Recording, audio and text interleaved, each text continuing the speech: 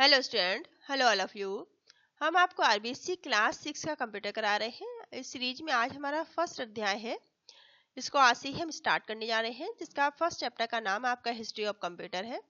हम इसके क्वेश्चन आपके चैप्टर करेंगे, उसके बाद क्वेश्चन आंसर भी साथ साथ करेंगे। ठीक है, तो आप मेरे साथ बने रहिए। ये आपकी आरबीएससी की न्यू बुक है, जो कि 10th सिलेबस के अकॉर्डिंग ही है। तो चलिए स्टार्ट करते हैं। पिछली कक्षा में हम कंप्यूटर की मूलभूत जानकारियां प्राप्त कर चुके हैं। कह रहे हैं जो हमने अभी तक आपका इससे पहले की कक्षा में 5th क्लास में जो पढ़ा है, क्या क्या चीजें हम पढ़ चुके हैं कि कंप्यूटर के पार्ट क्या होते हैं, कंप्यूटर का उपयोग क्या होते हैं, उसके लाभ क्या होते हैं, उसकी हानियां क्या होती हैं, इस हम जान चुके हैं। इस चैप्टर में हम कंप्यूटर के इतिहास को जानेंगे कि कंप्यूटर का इतिहास क्या है और कंप्यूटर कितने प्रकार के होते हैं, कंप्यूटर की जनरेशन के विषय में, इसकी पीढ़ियों के विषय में भी हम अध्ययन करेंगे। ठीक है, तो चलिए स्टार्ट करते हैं। कंप्यूटर का विकास होने में कई वर्ष लग गए। जो आपको आज कंप्यूटर दिखाई दे रहा है, ये हमेशा से ऐसा ही नहीं था। ठीक है, धीरे धीरे इसका विकास हुआ है। विकास होते होते आज जो हम कंप्यूटर देख रहे हैं, ये बहुत लंबे समय के बाद हमें प्राप्त हुआ है। आधुनिक कंप्यूटर की प्राथमिकता, जो आधुनिक कंप्यूटर है, जो आज के समय का कंप्यूटर है, प्राथमिक अवधारणा, इसकी जो प्राथमिक, इसका जो बेस था, वो कब से स्टार्ट हुआ है? 1940 से। ठीक है, के दशक में पूर्ण हुआ। ये इसकी जो स्टार्टिंग शुरुआत इसकी हुई है आधुनिक कंप्यूटर की, वो 1940 के दशक में हुई है। यहीं से कंप्यूटर की प्रथम पीढ़ी यानी कि फर्स्ट जनरेशन का आगमन हुआ है। फर्स्ट जनरेशन यहाँ से इसकी स्टार्ट हुई है। वर्तमान में कंप्यूटर का उपयोग सभी क्षेत्रों में किया जा रहा है। आज के समय की अगर हम बात करें तो ऐसा कोई भी क्षेत्र नहीं है जहां पर कंप्यूटर का उपयोग ना हो। लगभग हर जगह कंप्यूटर का उपयोग हो रहा है। कंप्यूटर हमारी रोजमर्रा की लाइफ का हिस्सा बन चुका है, हमारे जीवन का एक हिस्सा बन चुका है। इसलिए इस आधुनिक युग में, जो आपका आधुनिक युग है, आज के समय को कंप्यूटर का युग भी कहा जा सकता है। इसे कंप्यूटर का युग भी कहते हैं। कंप्यूटर का इतिहास हम जानते हैं कि अब कंप्यूटर के इतिहास के बारे में जान लीजिए। इंपॉर्टेंट जो चीजें होंगी जो आपके क्वेश्चन में आ सकती हैं, उसे हम अंडरलाइन करते चलेंगे। उसी से आपको आसानी से क्वेश्चन का आंसर ढूंढने में भी आसानी रहेगी। हम जानते हैं कंप्यूटर की शुरुआत में आज जैसा नहीं था। जब कंप्यूटर शुरुआत में, स्टार्टिंग दौर में जब कंप्यूटर आए, वो कंप्यूटर आज जैसे नहीं थे, ना ही आम व्यक्ति के इस्तेमाल के वो कंप्यूटर थे। जैसे जैसे समय बदलता गया, कंप्यूटर में भी विकास होता गया। ठीक है, जैसे जैसे समय बदला है, कंप्यूटर में भी परिवर्तन हुए हैं, कंप्यूटर का भी विकास हुआ है। कंप्यूटर का आधुनिक रूप तैयार हो गया है समय के साथ। जो कंप्यूटर का हम आज आधुनिक रूप देख रहे हैं, वो हमें मिल गया है। अवेकस, अवेकस क्या है? यहाँ पे आप एक पिक्चर देख रहे हैं, ये पिक्चर अवेकस की है। आज से लगभग 3000 आज से लगभग 3000 ईस्वी पूर्व, आज से लगभग 3000 साल पहले की बात की जा रही है। आज से लगभग 3000 ईसा पूर्व मेसोपोटामिया के लोगों द्वारा मनकों और तारों की सहायता से एक उपकरण बनाया गया था। ठीक है, ये जो आपको ब्लैक ब्लैक काले काले आपको मोती जैसे दाने दिखाई दे रहे हैं, इन्हीं को मनके कहा जाता है। और ये आपको जो येलो से पीले रंग से रॉड से दिखाई दे रहे हैं, ये आपके तार हैं, जिनमें इनको डाला गया है, रोया गया है। 600 ईसा पूर्व चीन के लोगों ने इसे अवेकस, जो चीन के लोगों ने इसको अवेकस का नाम दिया था, तथा जापान के लोगों ने इसे सोरोवान, सोरोवान कहा था, सोरोवान का नाम दिया था। यह जापान, ये आप अवेकस जो आपका है, यह जानना रुचिकर होगा, ये जानना बहुत ही इंटरेस्टिंग होगा, रुचिकर होगा कि बहुत से जो चीन के लोग हैं, वे आज के समय में भी व्यापारिक और लेन देन के कार्यों के लिए अवेकस का इस्तेमाल करते हैं। ठीक है, आज के समय में भी चीन के बहुत सारे लोग अवेकस का इस्तेमाल करते हैं। प्रारंभिक कक्षाओं में, जो प्रारंभिक स्टार्टिंग जो क्लासेस है, विद्यार्थियों को गणना सिखाने के लिए अवेकस का उपयोग भी किया जाता था। ठीक है, स्टार्टिंग में विद्यार्थियों को गणना सिखाने के लिए, प्लस माइनस सिखाने के लिए भी अबेकस का इस्तेमाल किया जाता था।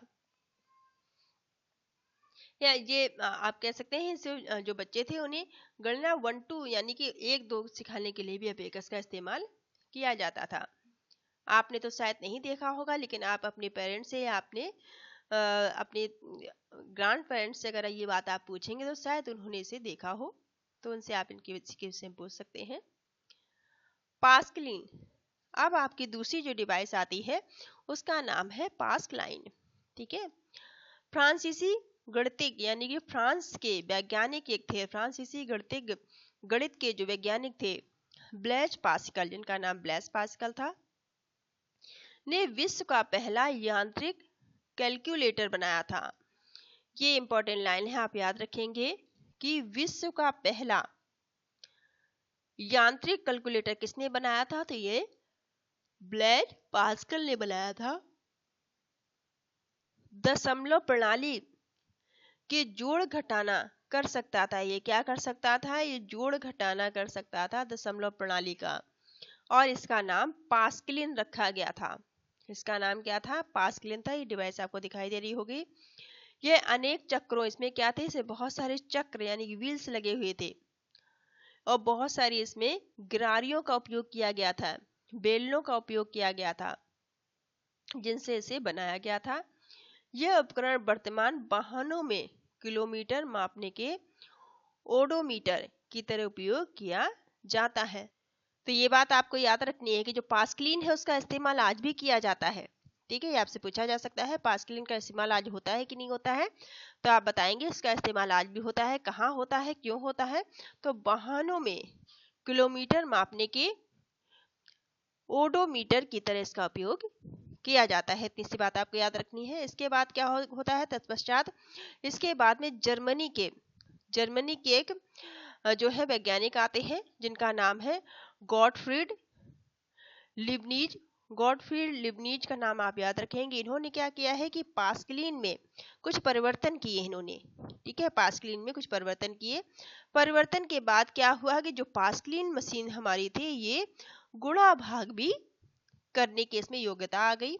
इससे पहले हम इसमें सिर्फ जोड़ घटाना कर पाते थे, है ना। अब ये जर्मनी के जो वैज्ञानिक आए, इन्होंने कुछ परिवर्तन इन्होंने किए। गॉटफ्रीड का नाम याद रखेंगे। गॉटफ्रीड लिबनीज ने कुछ परिवर्तन किए, जिसके बाद हम इस पास्कलिन में गुणा भाग भी कर सकते थे, कर पाना संभव हो गया। अब चार्ल्स बेबेज आ गए। जो चार्ल्स बेबेज की पिक्चर आपको यहाँ पे दिखाई दे रही होगी, चार्ल्स बेबेज, इन्हें फादर ऑफ कंप्यूटर भी कहा जाता है। ठीक है, ये कंप्यूटर के जनक है, फादर ऑफ कंप्यूटर भी कहा जाता है। तो आधुनिक कंप्यूटर की संकल्पना, जो आधुनिक आज का कंप्यूटर है, आज के कंप्यूटर की यहाँ पे बात की जा रही है, संकल्पना अंग्रेजी वैज्ञानिक चार्ल्स बेबेज द्वारा की गई थी। ठीक है, आधुनिक कंप्यूटर की जो स्टार्टिंग है, संकल्पना है, वो चार्ल्स बेबेज द्वारा की गई थी। उन्होंने एक के बाद एक 3 स्वचालित यांत्रिक संगणकों के निर्माण का प्रयास किया था। उन्होंने एक के बाद एक ऑटोमेटिक मैकेनिकल कैलकुलेटर का निर्माण किया था।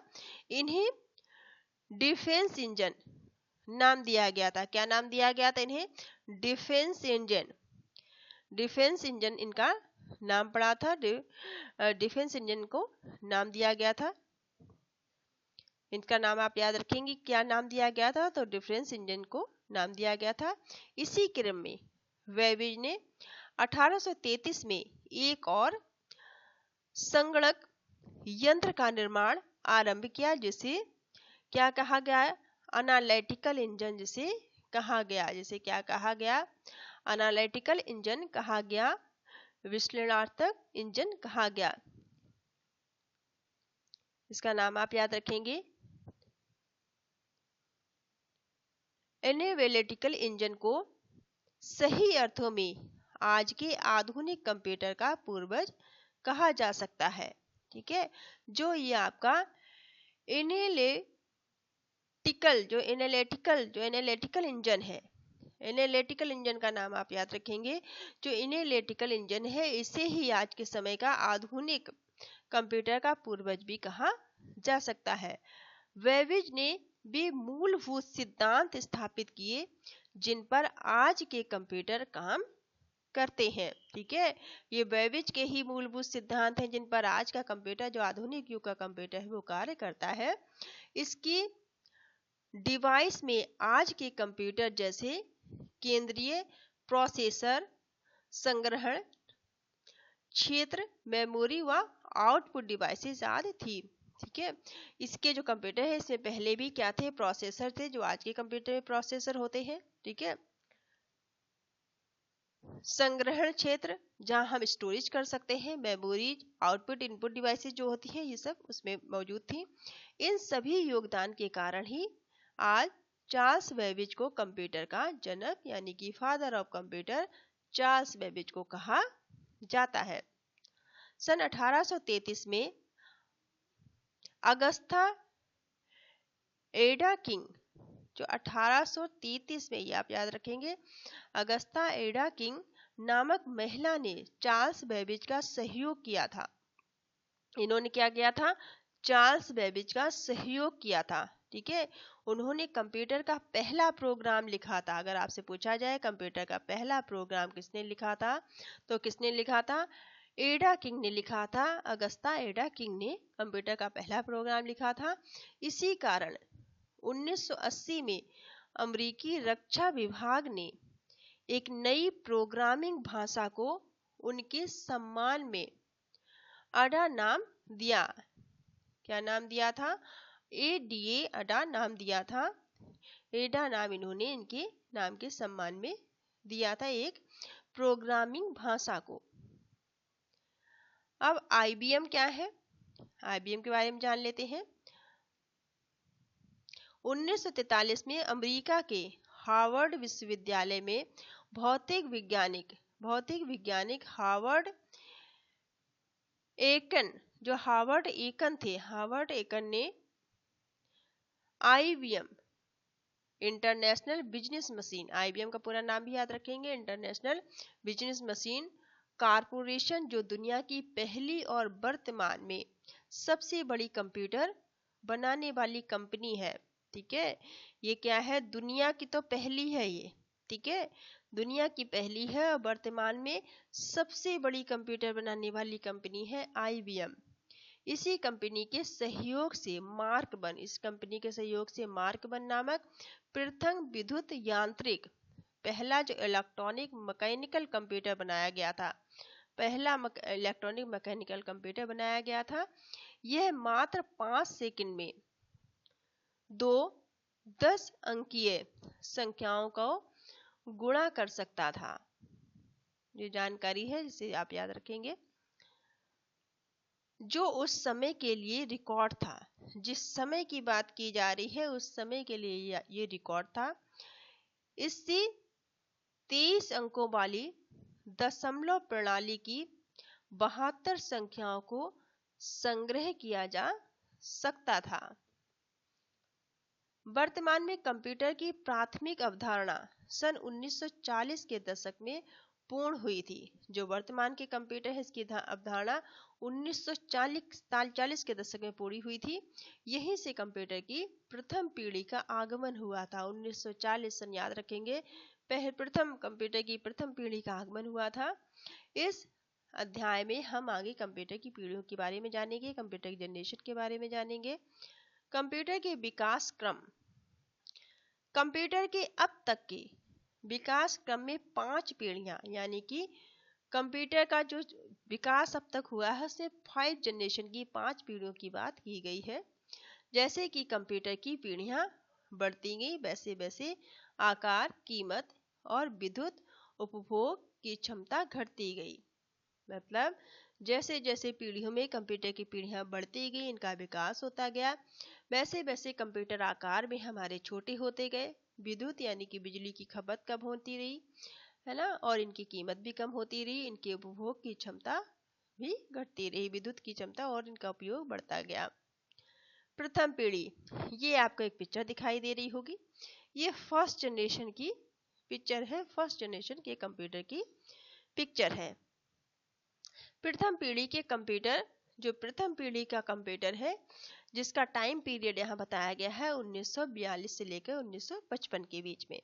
इसकी शुरुआत तो 1940 में हो चुकी थी, ठीक है, लेकिन इसका 1942 से 1955 के बीच का इसका टाइम पीरियड है। पहली पीढ़ी के कंप्यूटरों को उपयोग, पहली पीढ़ियों के जो कंप्यूटर थे इनका उपयोग गणना, भंडारण और नियंत्रण आदि के उद्देश्य के लिए किया जाता था, ठीक है। पहली पीढ़ी के कंप्यूटर का उपयोग क्यों किया जाता था? गणना करने के लिए, प्लस माइनस मल्टीप्लाई इनके लिए किया जाता था, भंडारण यानी कि स्टोरेज के लिए किया जाता था, और नियंत्रण करने के लिए, नियंत्रित करने के लिए किया जाता था। इस पीढ़ी के कंप्यूटरों को वैक्यूम ट्यूब, इस पीढ़ी के जो कंप्यूटर बहुत इंपॉर्टेंट है कि इस पीढ़ी के यानी कि फर्स्ट जनरेशन के कंप्यूटरों में वैक्यूम ट्यूब का इस्तेमाल किया जाता था। ऐसे वैक्यूम ट्यूब का इस्तेमाल हुआ था फर्स्ट जनरेशन के कंप्यूटर में। वैक्यूम ट्यूब आकार में बड़ी होती थी, जो वैक्यूम ट्यूब थी वो आकार में बहुत बड़ी हुआ करती थी, अतः इस पीढ़ी के कंप्यूटरों का आकार बहुत बड़ा था। यानी कि जो फर्स्ट जनरेशन के कंप्यूटर थे वो आकार में बहुत बड़े थे, बड़े बड़े रूम जैसे बड़े बड़े कमरे होते हैं उनके बराबर थे। ये आपको यहाँ पे दिखाई दे रहा होगा, ठीक है। बहुत बड़े बड़े कंप्यूटर हुआ करते थे। इनकी कार्य करने की गति बहुत धीमी थी। कंप्यूटर तो बहुत बड़े थे लेकिन कार्य करने की गति जो थी, इनकी स्पीड बहुत धीमी थी, ठीक है। इसमें एक इनपुट तथा आउटपुट के लिए पंच कार्ड का उपयोग किया जाता था। इनपुट आउटपुट के लिए इसमें किसका उपयोग किया जाता था? पंच कार्ड का उपयोग किया जाता था। आंतरिक मेमोरी के लिए चुंबकीय ड्रम, जो आंतरिक मेमोरी के लिए किसका उपयोग किया जाता था? चुंबकीय ड्रम यानी कि मैग्नेटिक ड्रम का उपयोग किया जाता था। वे इतने भारी और बड़े थे कि उन्हें एक पूरे कमरे की आवश्यकता थी। वो इतने बड़े बड़े भारी भारी हुआ करते थे कि उन्हें एक कमरे में रखा जाता था, एक पूरे कमरे की उन्हें जरूरत पड़ती थी, और बहुत अधिक बिजली भी ये खपत करते थे। इनमें बहुत अधिक बिजली का उपयोग भी होता था। उदाहरण के लिए फर्स्ट जनरेशन के जो कंप्यूटर है उनके उदाहरण देख लीजिए। एनिएक, ठीक है, एडवैक और एनीवैक, ये फर्स्ट जनरेशन कंप्यूटर के उदाहरण है, तीनों को याद रखेंगे आप।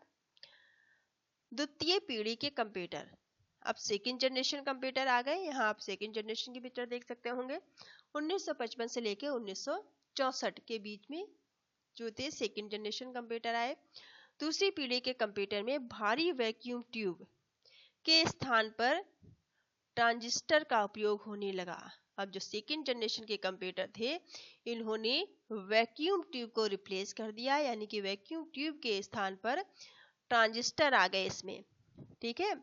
सेकंड जनरेशन के कंप्यूटर में क्या इस्तेमाल होने लगे? ट्रांजिस्टर इस्तेमाल होने लगे और वैक्यूम ट्यूब को हटा दिया गया। ट्रांजिस्टर के उपयोग से कंप्यूटर का आकार छोटा हो गया। ट्रांजिस्टर के उपयोग के कारण कंप्यूटर का जो आकार था, साइज था, वो छोटा हो गया।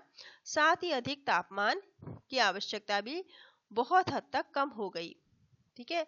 ट्रांजिस्टर के उपयोग ने अधिक भंडारण और तीव्र गति के साथ कार्य करना संभव बना दिया। अब जो सेकेंड जनरेशन कंप्यूटर थे, मतलब द्वितीय पीढ़ी के कंप्यूटर थे, इनकी स्पीड भी बढ़ गई। ट्रांजिस्टर का उपयोग होने के कारण इनकी स्पीड बढ़ गई, यानी कि कार्य करने की क्षमता भी बढ़ गई, और अधिक तापमान की समस्या भी बहुत हद तक कम हो गई। और इसमें भंडारण यानी कि स्टोरेज और तीव्र गति से ये ज्यादा तेजी से काम करने लगे। इनकी स्टोरेज क्षमता बढ़ गई और इनमें अधिक काम भी तेजी से होने लगा।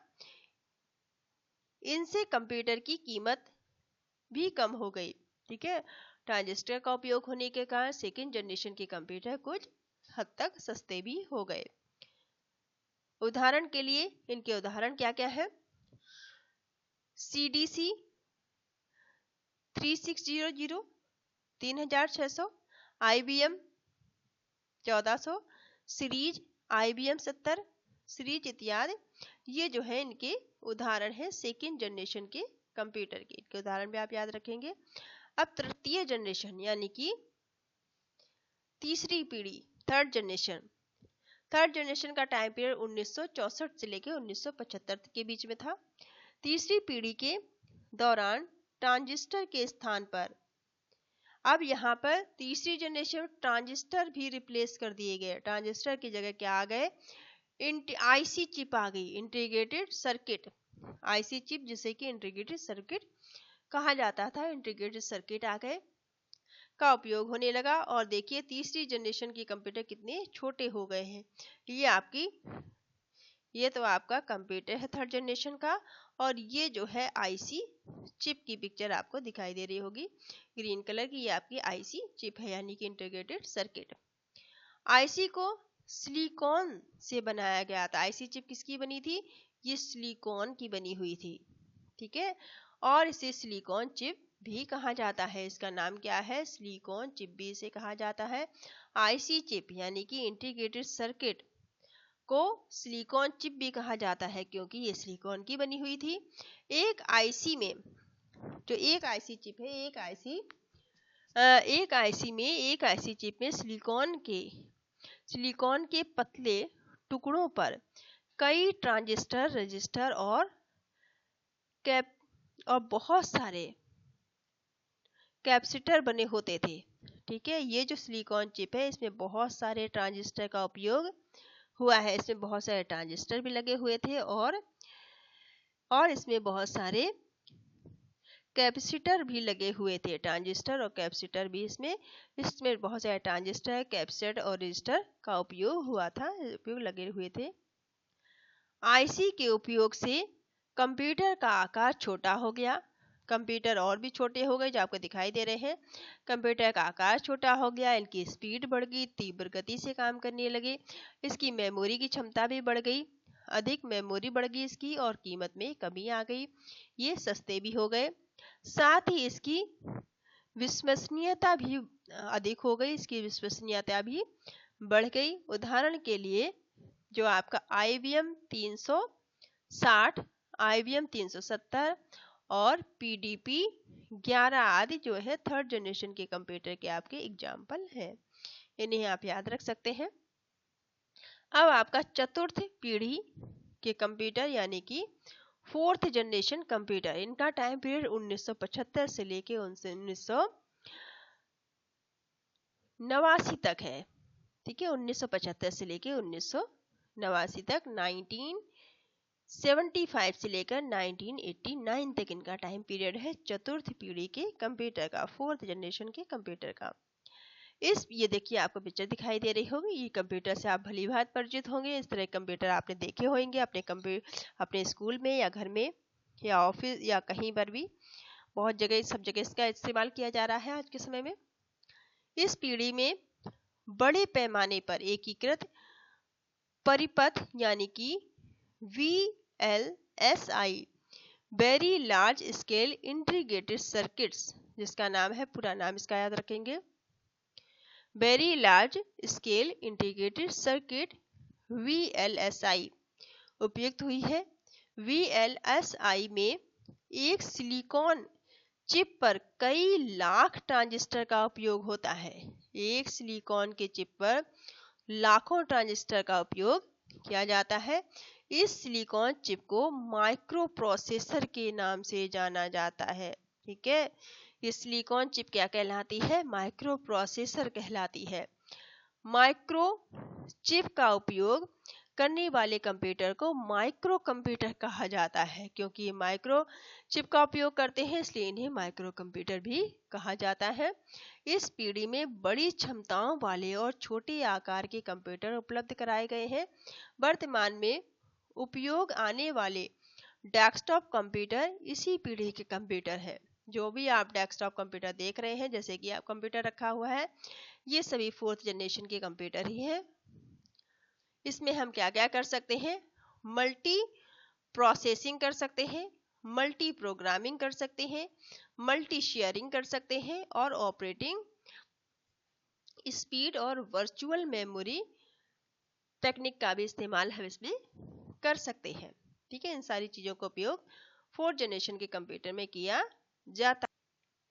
नेक्स्ट आपका और लास्ट है पांचवी पीढ़ी के कंप्यूटर, ठीक है। आज कंप्यूटर जनरेशन तक करेंगे क्योंकि चैप्टर बड़ा है, नेक्स्ट वीडियो में बाकी कर लेंगे, तो ये लास्ट कर लेते हैं। तो इनका टाइम पीरियड क्या है फिफ्थ जनरेशन के कंप्यूटर का, 89। तो 1989 से अब तक के जो कंप्यूटर आप देख रहे हैं सभी 5th जनरेशन में आते हैं। एक कंप्यूटर अभी विकास की अवस्था में है। जो 5th जनरेशन कंप्यूटर है ये अभी पूरी तरह से विकसित नहीं है, ये विकास की अवस्था में है। यहाँ पिक्चर देख सकते हैं 5th जनरेशन कंप्यूटर की। कंप्यूटर की 5वीं पीढ़ी में जो 5वीं जनरेशन 5th जनरेशन जो है इसमें कृत्रिम बुद्धिमत्ता यानी कि AI आर्टिफिशियल इंटेलिजेंस का उपयोग किया जा रहा है। ठीक है, यह कंप्यूटर को मनुष्यों की तरह व्यवहार करने में समर्थ करना है।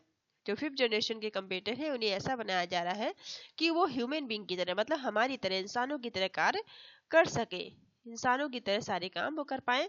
5वीं पीढ़ी के कंप्यूटरों को गति, जो 5वीं पीढ़ी के कंप्यूटर की वे जो गति है वो सबसे अधिक और आकार सबसे छोटा होगा, यानी कि ये बहुत स्पीड में काम करेंगे और साइज में बहुत छोटे होंगे। इससे इनके उपयोग का क्षेत्र भी बढ़ जाएगा। इनका इसलिए इनका बहुत ज़्यादा इस्तेमाल भी होगा। आने वाले समय में मोबाइल कंप्यूटर का प्रचलन बढ़ेगा क्योंकि इसका आकार दिन प्रतिदिन छोटा होता जा रहा है। ठीक है, तो यहाँ तक आपकी 5th जनरेशन कंप्यूटर खत्म हो गया। अब आपके कंप्यूटर के प्रकार हैं, इनको हम नेक्स्ट वीडियो में कर लेंगे। वीडियो काफ़ी बड़ा हो रहा है। ठीक है, तो ये काफ़ी बड़ा चैप्टर आपका है, तो 2 वीडियो इसके बनेंगे। तो इसका आगे का देखने के लिए आप इसका सेकंड पार्ट देखिएगा। Thank you all of you, thank you for watching.